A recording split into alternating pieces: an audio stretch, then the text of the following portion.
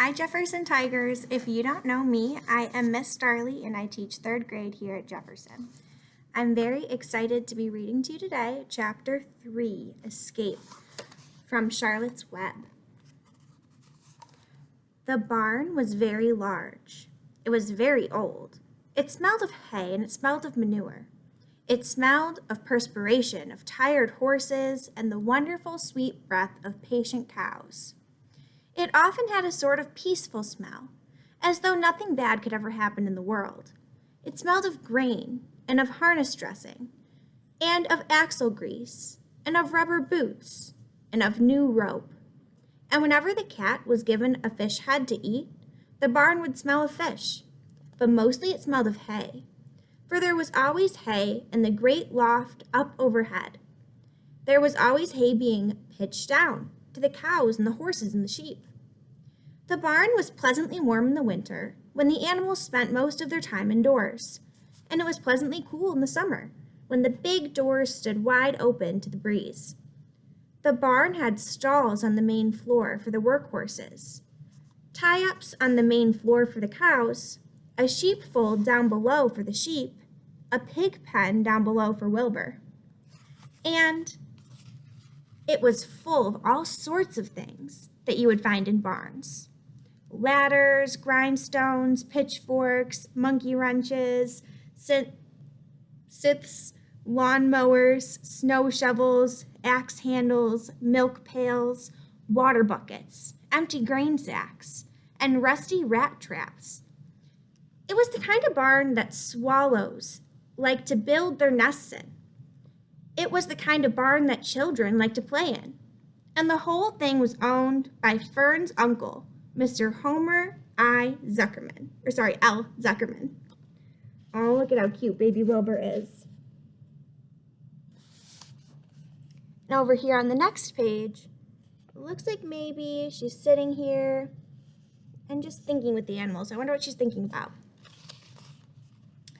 Wilbur's new home was in the lower part of the barn, directly underneath the cows.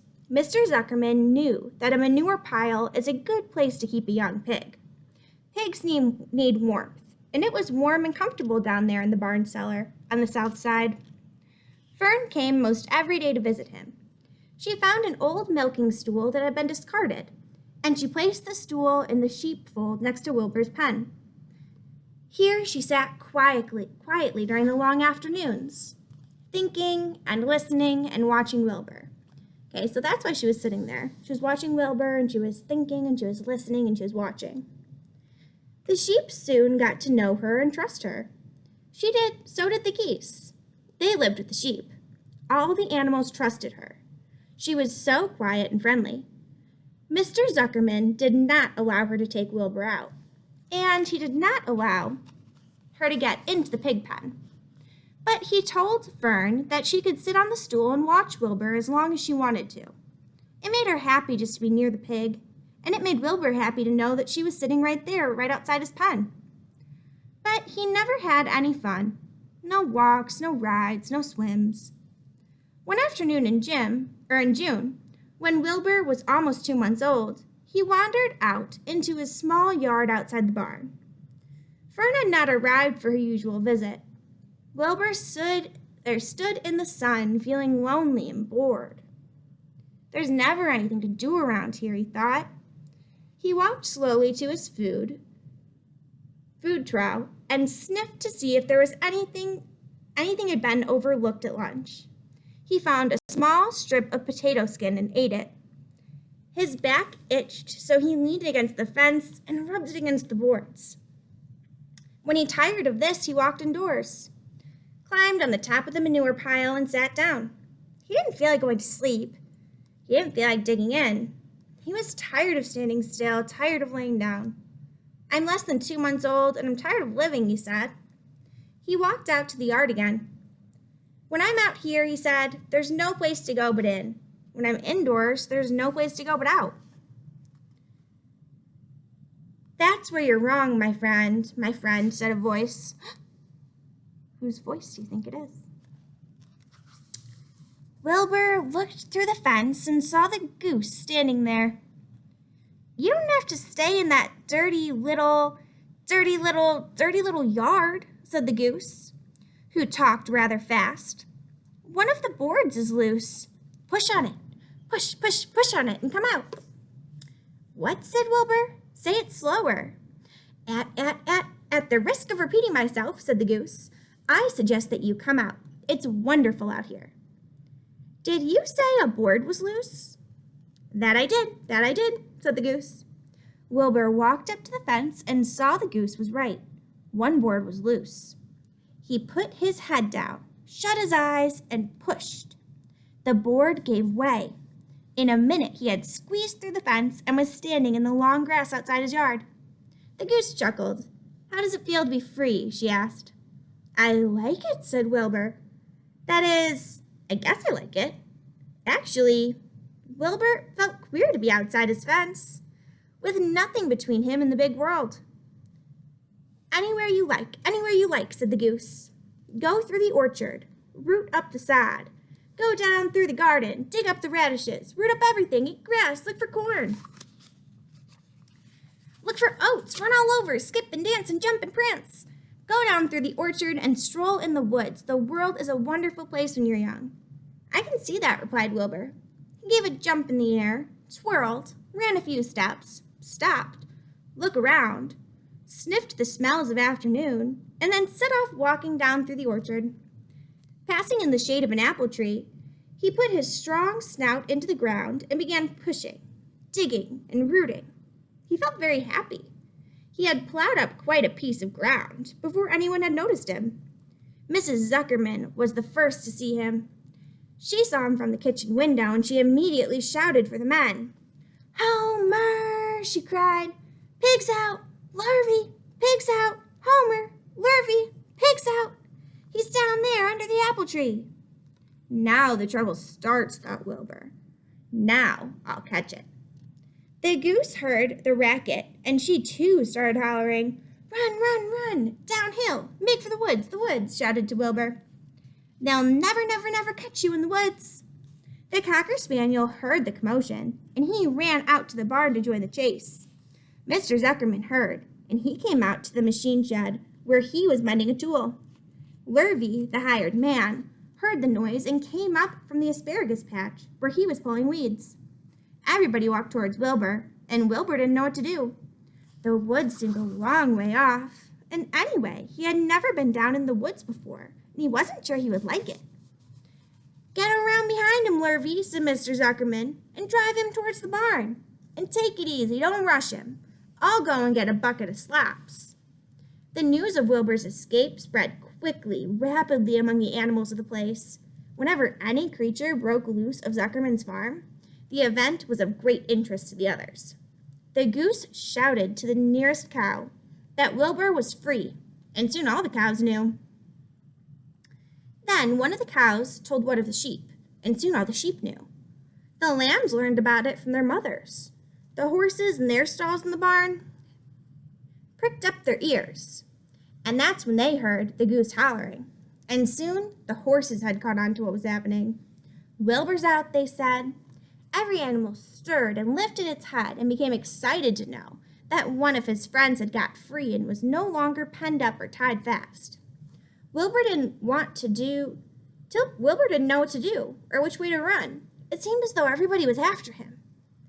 If that is what it's like to be free, he thought, I believe I'd rather be penned up in my own yard. The Cocker Spaniel was sneaking up on him from one side. Lurvy, the hired man, was sneaking up on him from the other side. Mr. Zuckerman stood ready to head off as if he started for the garden. And now Mr. Zuckerman was coming down towards him, carrying a pail. This is really awful, thought Wilbur. Why doesn't Fern come? He began to cry. The goose took command and began to give orders. Don't just stand there, Wilbur. Dodge about, cried the goose. Skip around, run towards me, slip in, slip out, in and out, in and out. Make for the woods, twist and turn. The Cocker Spaniel sprang for Wilbur's hind leg. Wilbur jumped and ran. Lurvy reached out and grabbed. Mrs. Zuckerman screamed at Lurvy. The goose cheered for Wilbur. Wilbur dodged in between Lurvy's legs. Right, so there's the couple chasing Wilbur. And look at the scene that looks like it's about to unfold. Looks like a pretty wild scene. Lurvy missed Wilbur and grabbed the spaniels instead. Nicely done, cried the goose. Try it again. Run downhill, suggested the cows. Run towards me, yelled the gander. Run uphill, cried the sheep. Turn and twist, honked the goose. Jump and dance, said the rooster. Poor Wilbur, he's not going to know what to do. Everyone's telling him different things. Guess that makes sense with this crazy picture.